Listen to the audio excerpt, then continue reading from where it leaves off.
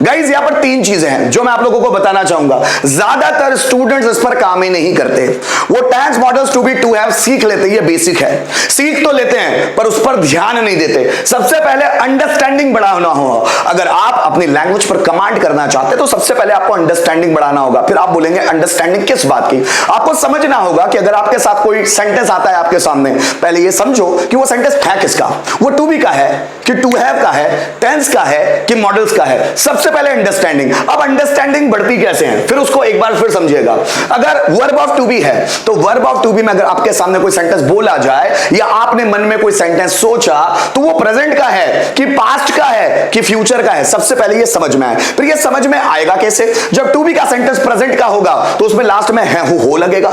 अगर to be का sentence past का होगा तो उसमें थाती थे लगा होगा। अगर टू बी का सेंटेंस फ्यूचर का होगा तो उसमें होगा होगी होगे लगा होगा। इसी तरह अगर मैं बात करूं वर्ब ऑफ टू हैव की तो उसमें अगर टू बी मतलब सॉरी प्रेजेंट का सेंटेंस होगा तो के पास लगा होगा। और भी वैरायटीज और भी आइडेंटिफिकेशंस है जो मैं आपको पहले बता चुका हूं पढ़ाते वक्त।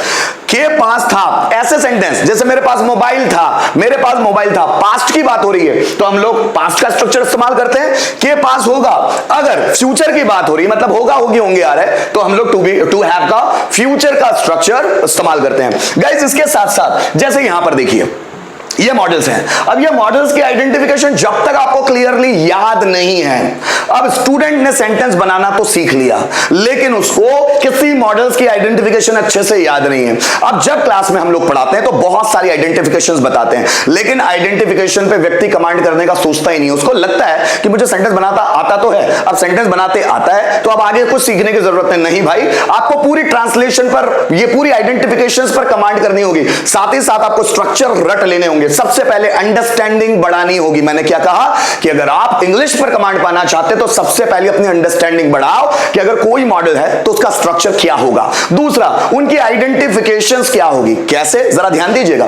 अगर मुझसे आप पूछे कि मॉडल्स की आइडेंटिफिकेशन एक एक मॉडल की तो मैं ओरली उसको बोलकर बताऊंगा। यही चीजें आपको भी करना है अपनी डेली रूटीन में कि जो भी चीजें आप पढ़े उसकी आइडेंटिफिकेशन दिमाग में फिक्स कर लो। जैसे कैन, सकता सकती सकते आकर है हुआ है या पाता पाती पाते आकर है हुआ है। कुड, सका सकी सके पाया पाई पाए, सकता सकती सकते आकर थाती थे या पाता पाती पाते आकर थाती थे। ठीक, अगर मैं बात करूं विल बी एबल टू तो सकूंगा सकूंगी सकेंगे, पाऊंगा पाऊंगी पाएंगे, इस तरह के वर्ड्स आए। शुड, नानी ने आकर चाहिए, मस्ट नानी ने आकर ही चाहिए, या अवश्य नानी ने आकर चाहिए, जरूर नानी ने आकर चाहिए, ऑट टू नानी ने आकर चाहिए, हैज टू हैव टू नानी ने आकर पढ़ता पढ़ती पढ़ते आकर है हुआ है या नानी ने आकर है हुआ है। हैड टू की बात करूं सो नानी ने आकर पढ़ता पढ़ती पढ़ते आकर थाती थे, नानी ने आकर थाती थे, नानी ने आकर पढ़ा पढ़ी पढ़ा है। विल हैव टू नानी ने आकर पढ़ेगा पढ़ेगी पढ़ेंगी या नानी ने आकर होगा होगी होंगे। यूज्ड टू किया करता था या ताती थे आकर थाती थे। नीड टू जरूरत है या आवश्यकता है। डेयर टू साहस है या हिम्मत है।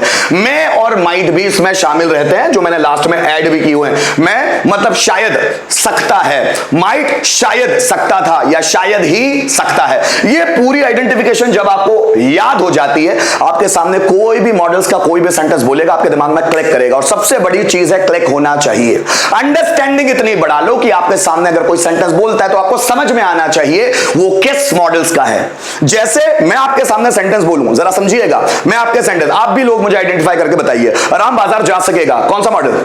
Ram will be able to. मैं ट्रांसलेशन नहीं पूछ रहा, मैं सिर्फ बता रहा हूं किसका है। राम बाजार जा सकेगा, सकेगा मतलब विल बी एबल टू। मुझे गाना गाना चाहिए, चाहिए मींस शुड। तुम्हें इंग्लिश सीखने की जरूरत है, जरूरत है मतलब नीड टू। हमें शेर का शिकार करने की हिम्मत है, हिम्मत है मतलब डेयर टू। शायद बारिश हो सकती है, शायद सकती है मतलब मैं। वो तुम्हें धोखा दे पाएगा, पाएगा means will be able to.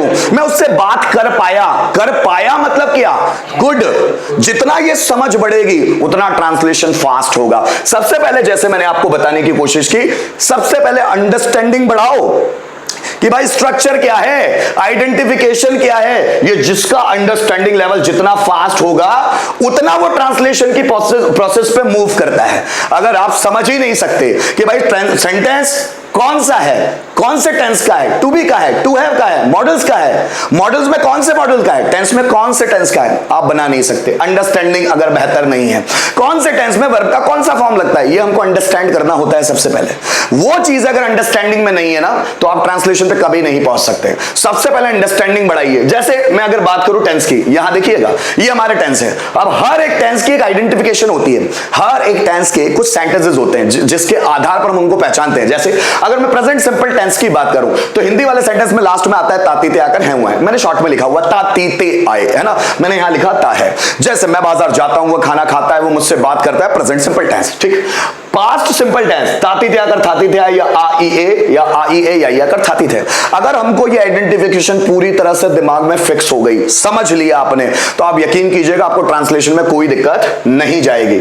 अब मैं बात करूं अगर दूसरी प्रोसेस की, जिसको हम कहते हैं ट्रांसलेशन। अब हमको समझ में तो आ गया कि जो सेंटेंस है वो किसका है, टू बी का है कि प्रेजेंट, टू हैव का है। अब वो टू बी में प्रेजेंट का है, पास्ट का है, फ्यूचर का है, टू हैव में प्रेजेंट का है, पास्ट का है, फ्यूचर का है, कौन से मॉडल्स का है, कौन से टेंस का है, ये समझ में आ गया। चलो अंडरस्टैंडिंग हमारी बेहतर हो गई, हमको बात करनी पड़ेगी ट्रांसलेशन पर। अब ट्रांसलेशन कैसे किया जाएगा? ट्रांसलेशन के लिए आपको ये समझ में आना चाहिए कि किस मॉडल्स में या किस टेंस में, टू बी में है या टू हैव में, कौन सी हेल्पिंग वर्ब का इस्तेमाल होता है किस सब्जेक्ट के साथ। देन अगर उसमें वर्ब आ रही है तो वर्ब का कौन सा फॉर्म इस्तेमाल हो रहा है, तभी आप जो ट्रांसलेशन है वो सही मैनर में कर पाएंगे, अगर अदरवाइज नहीं कर पाएंगे। रटना नहीं है, language is too vast. If you try to mug up the language, you will not be able to speak ever.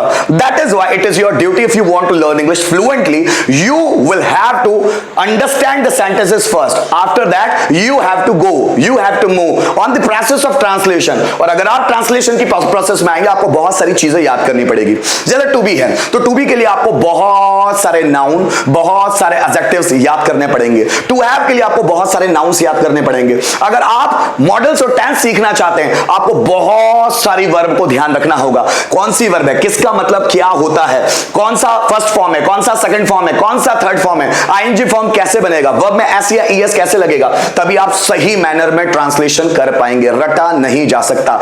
English में 90% चीजें समझने की है और 10% चीजें रटने की है। जिनको रटना होता है वहां दिमाग नहीं लगाना है रटने के लिए कि किसका नाम क्या है, किस वर्ब का मतलब क्या होता है, किसका सेकंड एंड थर्ड फॉर्म क्या है, इसको रटना ही होगा। पर जो चीजों को समझना है ट्रांसलेशन के लिए उसको समझना ही पड़ेगा। और पूरी इंग्लिश लैंग्वेज चलती है सेंस पर। अगर आपका सेंस डेवलप नहीं है ट्रांसलेशन में, आप कभी भी अच्छी इंग्लिश नहीं बोल पाएंगे। अगर आप अच्छी इंग्लिश बोलना चाहते हैं सबसे पहले अपनी समझदारी बढ़ाइए, अपना सेंस बढ़ाइए, अपने ट्रांसलेशन को अच्छा कीजिए। अगर कोई भी सेंटेंस आप लोगों के सामने आता है, try to translate that sentence in easy way. ठीक, उसके बाद मैं करता हूं ट्रांसफॉर्मेशन। अब आपको सेंटेंस ट्रांसलेशन तो आ गया, अब आगा ट्रांसफॉर्मेशन, जिसको हम बोलते हैं बदलाव। मतलब एक टेंस के सेंटेंस को दूसरे टेंस में चेंज करना, एक मॉडल्स के सेंटेंस के दूसरे मॉडल में चेंज करना, या एक मॉडल्स के सेंटेंस को अगर मैं टेंस में बदलने का बोलूं तो वो ट्रांसफॉर्मेशन कहलाता है। एक ही, जैसे टू बी का मैं डॉक्टर हूं, है ना, अब मैं बोल रहा हूं उसको ट्रांसफॉर्म करो पास्ट सिंपल में या पास्ट में, मैं डॉक्टर था, मैं डॉक्टर होगा फ्यूचर में। मेरे पास पैसा है, इसका पास्ट क्या होगा, मेरे पास पैसा था, इसका फ्यूचर क्या होगा, मेरे पास पैसा होगा। मतलब एक ही सेंटेंस है, उसको अलग अलग अलग चीजों में ट्रांसलेट करना है, ट्रांसफॉर्म करना है। जितना आप ट्रांसफॉर्म करना सीखेंगे, जैसे अगर मैं बात करूं मॉडल्स की, ये आपके सामने मॉडल्स है बहुत सारे, ठीक है ना। जैसे मैं गाना गा सकता हूं, सो मैं मतलब वो उसका ट्रांसलेशन करूंगा, I can sing a song. मैं गाना गा सकता था, I could sing a song. मैं गाना गा सकूंगा, I will be able to sing a song. मुझे गाना गाना चाहिए, I should Singh a song. मुझे गाना गाना ही चाहिए, I must Singh a song. मुझे गाना गाना चाहिए, I ought to sing a song। मुझे गाना गाना पड़ता है, I have to sing a song। मतलब हम क्या कर रहे हैं, एक सेंटेंस ले लिया, उसको ट्रांसफॉर्म कर रहे हैं हर एक मॉडल्स में। यही सेम प्रोसेस हम लोग अप्लाई करते हैं टेंस के साथ। मैं गाना गाता हूं, आई सिंग अ सॉन्ग। मैंने गाना गाया, आई sang a song। मैं गाना गाऊंगा, I will sing a song. इससे होने क्या वाला है, इससे आपका होगा ट्रांसफॉर्मेशन तगड़ा, और आप बहुत सारे वर्ब्स को, सब्जेक्ट को और हेल्पिंग वर्ब को सही मैनर में रखना सीख पाएंगे। अगर ये तीनों प्रोसेस पे आपकी कमांड हो जाती है ना, इस तीनों प्रोसेस पे मैं बोलता हूं फ्लुएंट झन्नाटेदार इंग्लिश बोलेंगे। सबसे पहले अपनी समझ बढ़ाइए कि किसका सेंटेंस है, उसके बाद ट्रांसलेशन प्रोसेस अपनी बहुत शानदार कीजिए। उसके लिए आपको बहुत सारी चीजें पढ़नी होती है और पढ़ना तो पड़ेगा।